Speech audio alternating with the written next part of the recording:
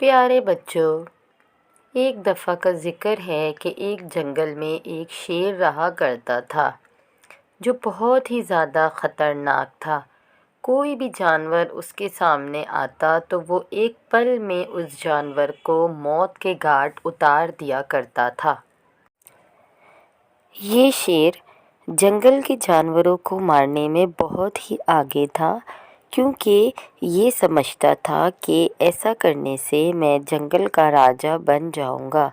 ایک دن شیر بہت ہی زیادہ بھوکا تھا اور وہ اپنی غار کی طرف آہستہ آہستہ بڑھ رہا تھا۔ بھوک کے مارے شیر کو کچھ سوجھ نہیں رہا تھا۔ پھر کچھ دیر بعد وہ اپنی غار میں آ جاتا ہے اور بھوک کی وجہ سے زور زور سے دھاڑے مارنے لگتا ہے۔ پھر شیر کے دماغ میں ایک آئیڈیا آتا ہے کہ کیوں نہ کسی جنگل کے جانور کو مار کر کھایا جائے۔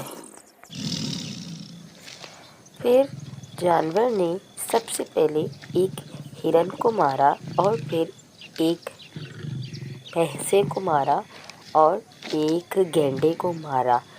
اس طرح شیر نے دیکھتے ہی دیکھتے 8-10 جانوروں کو مار ڈالا۔ لیکن ان جانوروں کو مارنے کے بعد شیر بڑا خوش تھا۔ ایک دن ایک گائے اور ایک خرگوش شیر سے التجا کرتے ہیں کہ اس طریقے سے تو جنگل کے سارے جانور ہی مر جائیں گے، تو پھر آپ کو بادشاہ کون بنائے گا؟ آپ ایک کام کریں، ہم ایک ایک کر کے اپنی باری رکھ لیتے ہیں کہ روز ایک جانور اپنی باری کے طور پر آپ کے پاس آپ کا شکاری بننے کے لیے آ جایا کرے گا۔ پھر گائے بولی، ایک اور بات، آپ جنگل کے راجا ہیں، اگر آپ ایک ہی دن میں سارے جانور کھا جائیں گے تو بعد کے لیے کیا بچے گا؟ گائے کی یہ بات سن کر شیر بھی سہمت ہو گیا اور اس نے سارے جانوروں سے کہا کہ روز ایک ایک جانور آ کر میرا شکاری بنے گا اور میں اس کو کھاؤں گا۔ جنگل کے سارے جانور بھی اس بات سے راضی ہو گئے۔ روز ایک ایک جانور آتا اور شیر کا شکاری بنتا۔ اب باری تھی ایک چھوٹے سے خرگوش کی۔ اس خرگوش نے شیر کو بولا کہ میں تو بہت چھوٹا ہوں، مجھے کھا کر آپ کا پیٹ ہمیں پتہ ہے نہیں بھرے گا۔ ہم 5 خرگوش آ رہے تھے، لیکن راستے میں ہمیں ایک اور شیر مل گیا جس نے ان 4 خرگوشوں کو کھا لیا اور میں اکیلا ہی آپ کے پاس آیا ہوں۔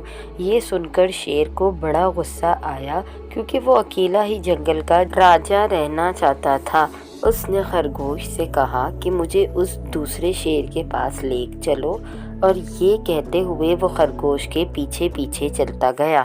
وہ خرگوش اپنی چالاکی سے اس شیر کو سبق سکھانے والا ہے، لیکن شیر کو اس بات کا علم نہ تھا اور وہ بے وقوفوں کی طرح اس خرگوش کے پیچھے پیچھے چلتا رہا، اور پھر خرگوش نے ایک کنواں بتایا کہ شیر اس کے اندر ہے۔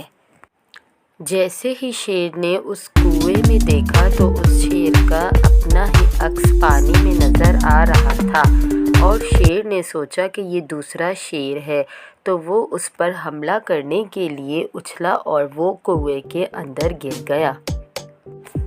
اور اس طرح خرگوش نے اپنی عقل مندی سے اپنی اور جنگل کے دوسرے جانوروں کی جان بچا لی۔